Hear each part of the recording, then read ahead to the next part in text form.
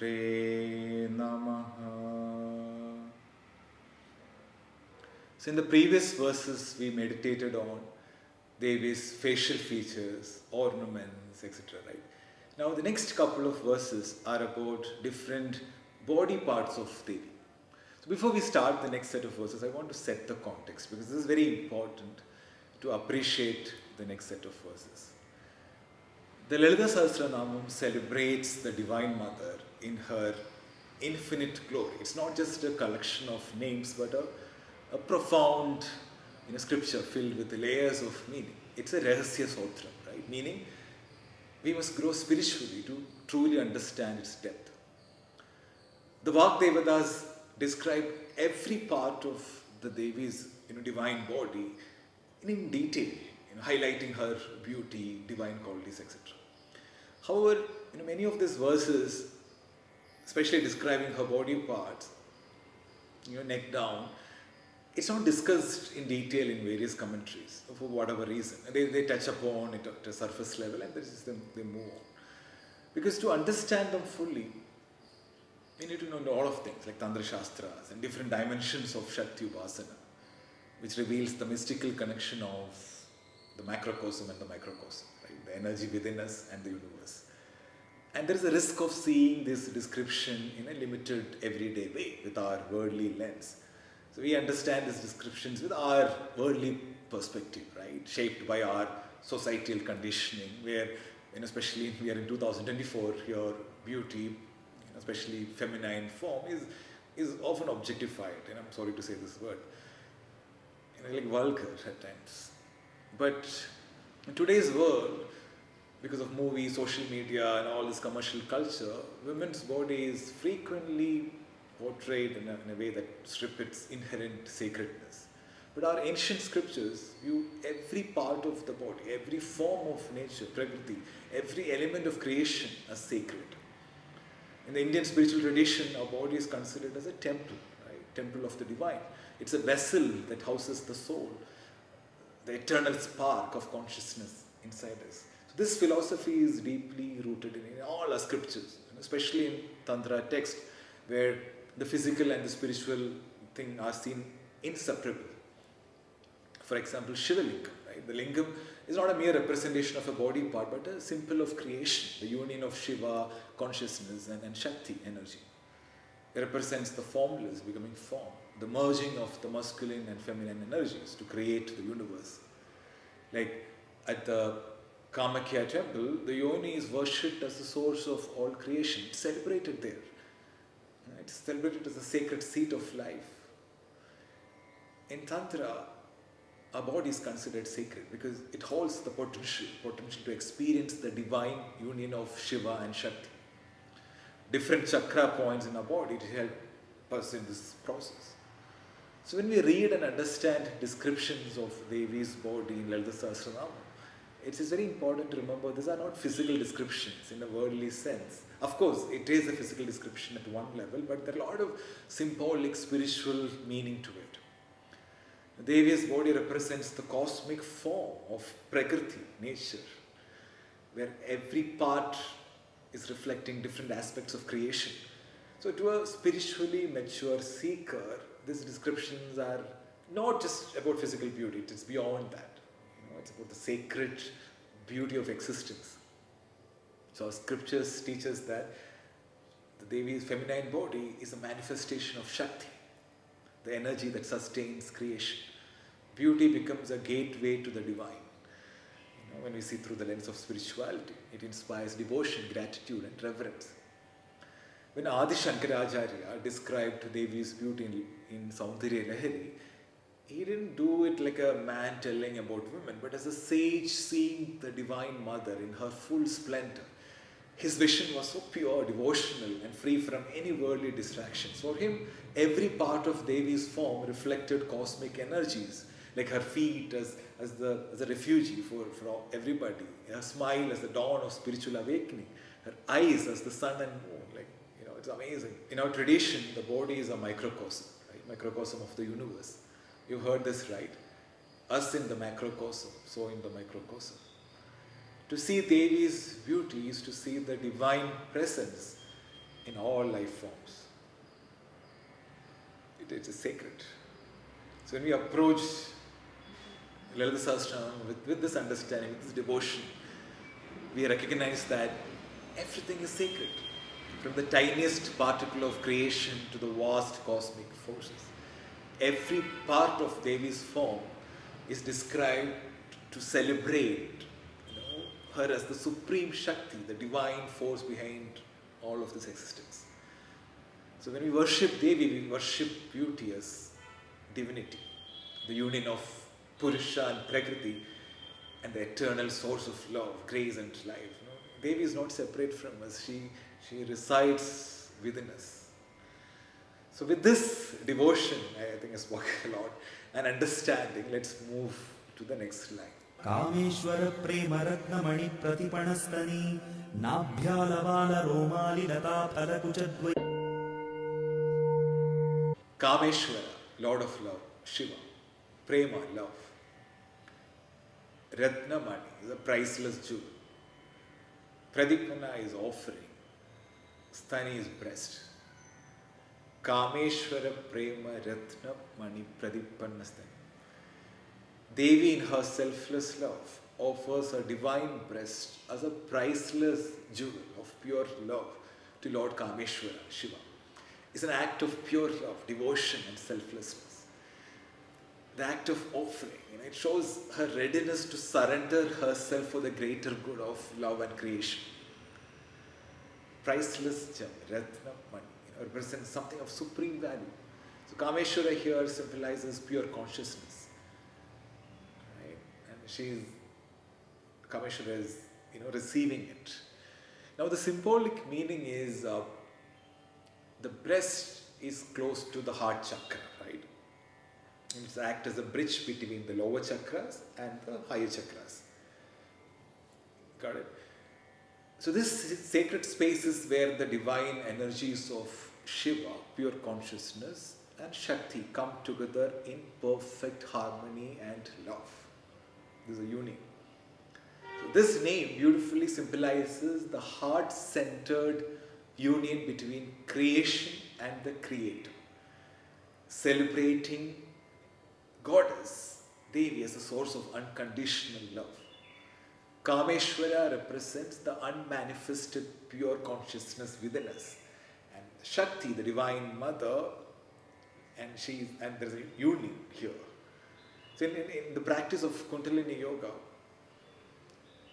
when the goddess energy, Devi, it starts from Mooladhara Chakra, right, rises and merges with Shiva, at this part we experience Ananda, bliss. So this union is a reminder of this eternal love, between Kameshwara and the Divine Mother. Nabhya is navel. Alavil, a whirlpool or a pond. Romalita, a creeper-like hairline. Bhalakucha, a fruit-like breast. Dvai denotes pair. This verse describes the Divine Mother's body from Nabhi upwards, poetically portraying.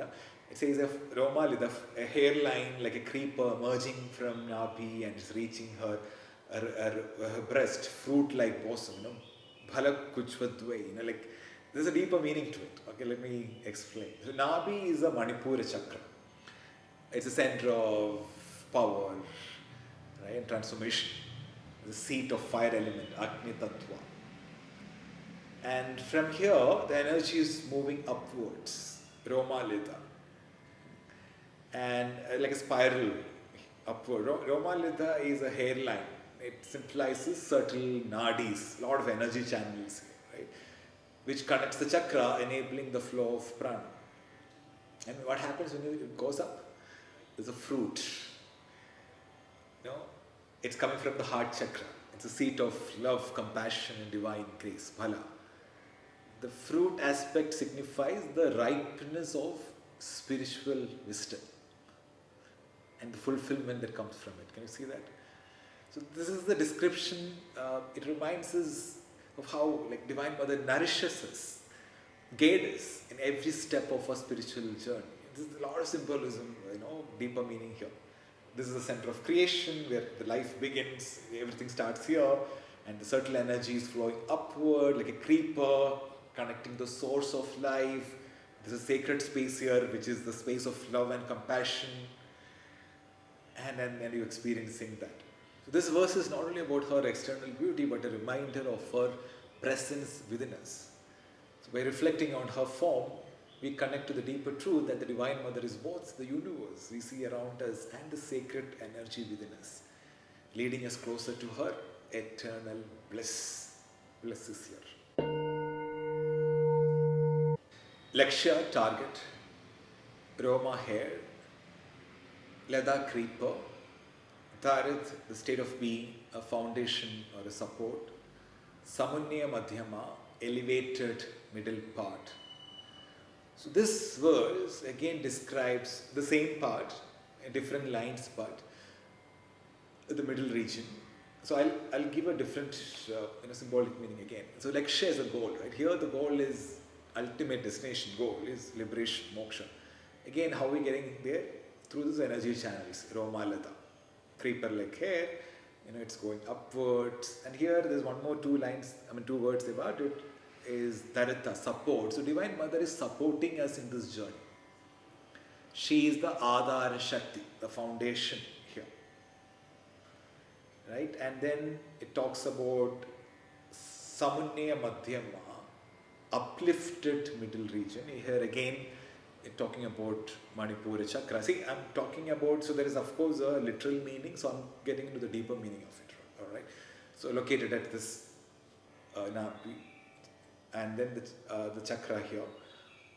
And this part, the middle, is a turning point in our spiritual journey, where we move from material, till here it's material, to divine aspirations. So let me explain the hidden lessons. Lakshya, focus on the goal. Aspire to transcend yourself from worldly distractions. Direct your attention towards your goal, Lakshya. Roma Lada, here, awaken, just awaken your subtle energies. Harmonize your subtle energies by cleansing the nadis. So nadis is the Roma Lada here, right? Through pranayama, meditation, etc. and facilitate this flow. And that means trust the process.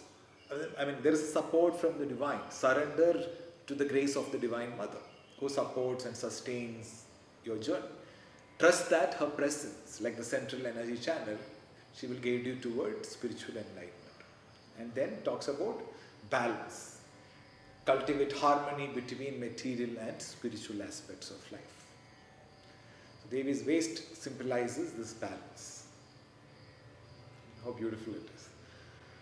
So this verse emphasizes that Divine Mother, she will support you in your journey from Manipura chakra towards higher chakras for spiritual realization.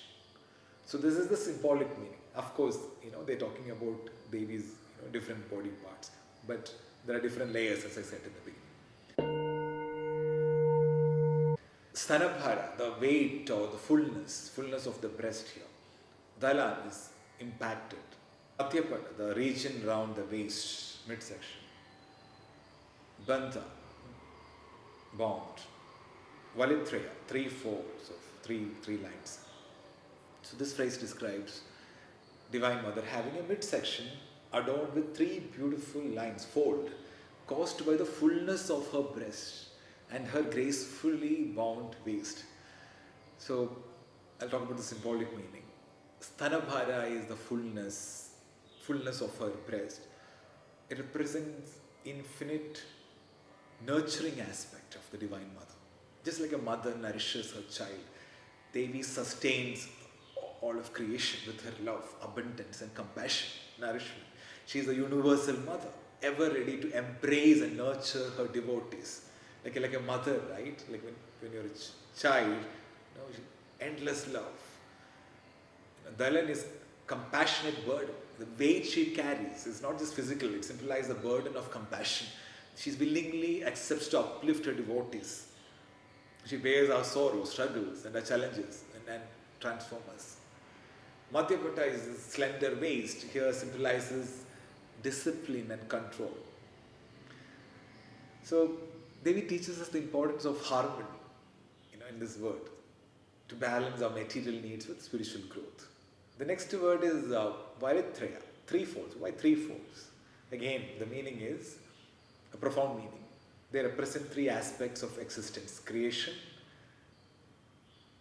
Srishti, Sthiti, sustenance, and dissolution, Laya. Three phases.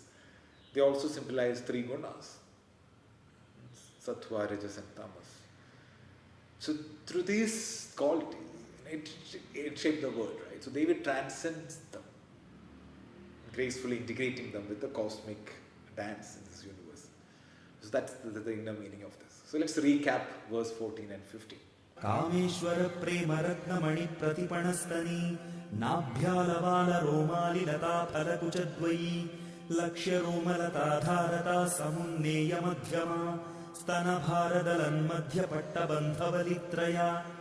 Devi's selfless love, selfless offering of her divine love to Kameshwara symbolizes her boundless love and devotion, surrender. It represents the union of Shakti and Shiva, where her nurturing energy merges with pure consciousness, creating the existence, the essence of this existence. Next, we're talking about Nabhi, the center of creation. And a subtle energy is flowing, rising like a creeper, connecting to the heart chakra. And there is a fruit here representing spiritual wisdom and the fulfillment of her divine blessings. The spiral energy channels emanating from the center, reminding us of the upward journey of Kundalini Shakti, leading to liberation. Lakshya, she is the ultimate goal, and the eternal support, Dharata, for all beings, guiding us towards enlightenment. The last line is about her slender waist adorned with three graceful folds, representing the cosmic cycle of creation, sustenance, and dissolution. Her fullness, Sthanabhara, her infinite love and compassion, nurturing energy. Also the discipline of Madhyapata, inspiring us to harmonize the material and spiritual realms. So these verses reveal Devi as the embodiment of unconditional love, cosmic balance, and divine wisdom. So may the boundless love of Devi fill your heart with peace, and her divine wisdom let it guide you on the path of light and liberation. Thank you so much for watching. Om